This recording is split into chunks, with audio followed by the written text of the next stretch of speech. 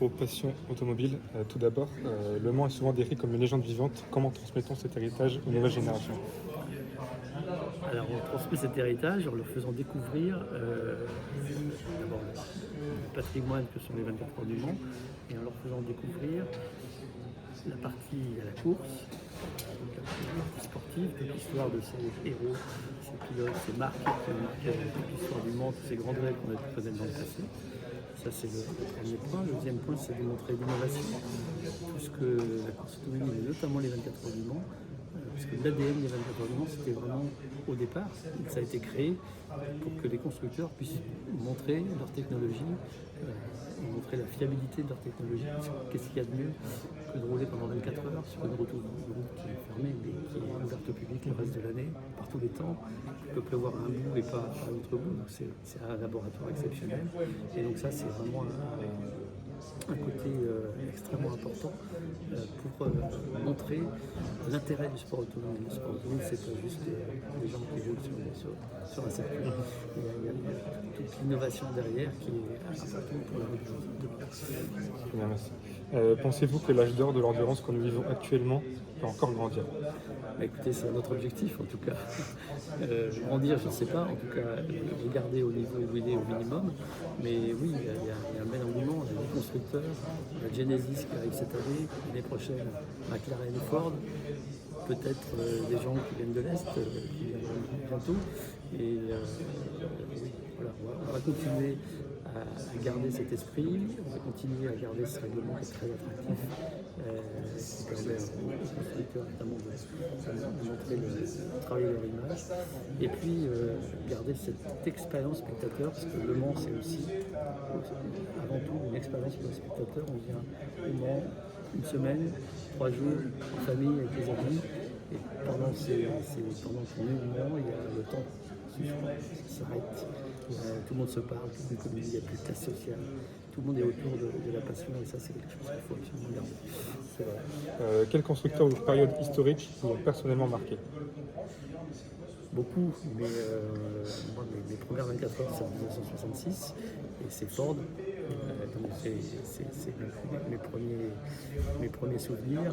Évidemment l'épopée Matra, il y a eu l'épopée Peugeot, l'épopée Ferrari maintenant.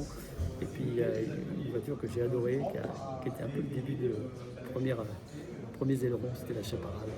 C'était une voiture incroyable. C'est vrai, je me rappelle aussi, même si j'étais pas né.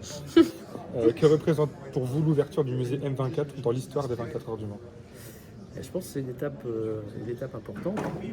On avait déjà un musée des 24 heures, mais qui était moins immersif, moins varié, qui était uniquement autour des 24 heures du Mans, et on a voulu s'étendre dans d'autres disciplines, parce que finalement c'est au Mans qu'on premier rentré d'histoire avec Dieu, en 1906.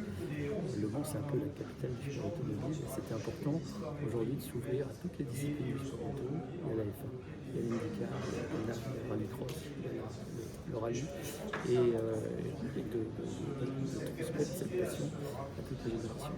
Super. Merci beaucoup pour votre temps. Merci. Dans la nuit, dans un cockpit de voiture à 300 km/h sous la pluie. C'est quelque chose que vous voyez nulle part ailleurs. Il y a comment que vous pouvez vivre ça? Et donc partager cette passion, évidemment partager l'histoire de l'automobile et du Mans. Il y a beaucoup d'innovations qui ont été créées ou mises au point au Mans. Un disque par exemple, le phare anti-brouillard, l'hybride plus récemment. Tout ça c'est pour la mobilité d'hier et de demain. Et puis ensuite passer aux autres disciplines, donc la Formule 1, la Formule Indy, le Can-Am que les gens connaissent un petit peu moins, le rallye raid, voilà. Et puis ensuite évidemment on termine par l'allée des héros, parce que ces machines c'est des œuvres d'art, elles sont magnifiques, mais il y a aussi des hommes qui les ont produits, il fallait des pilotes, des équipes autour d'ailleurs, et il fallait expliquer tout ça et transmettre cette passion à toutes les générations. Et puis il y a une particularité, vous n'avez nulle part ailleurs pour l'instant, c'est ces dioramas à l'échelle 1. Donc d'un côté vous avez la partie immersive, très technologique, le son, les images, etc. Et puis quelque chose là qui est statique, mais qui est les petits dioramas qu'on avait quand on était enfant, qui là sont en grandeur nature. c'est assez extraordinaire de voir Enzo Ferrari regarder ses mécanos en train de réparer une voiture. Merci beaucoup.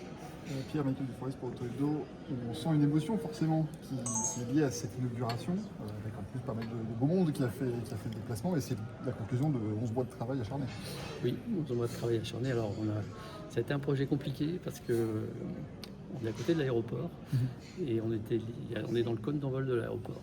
Donc Oui. on ne pouvait pas monter en hauteur parce que le premier projet, on voulait qu'il y ait une coursive où les gens voient le circuit. Malheureusement, c'était pas possible vu la réglementation et donc c'est pour ça qu'on a enterré, on a creusé la butte qui était derrière l'ancien musée pour créer ce. Alors il y a eu tout un travail de préparation, mais effectivement il fallait que l'ancien musée reste ouvert jusqu'à la fin de la Classique.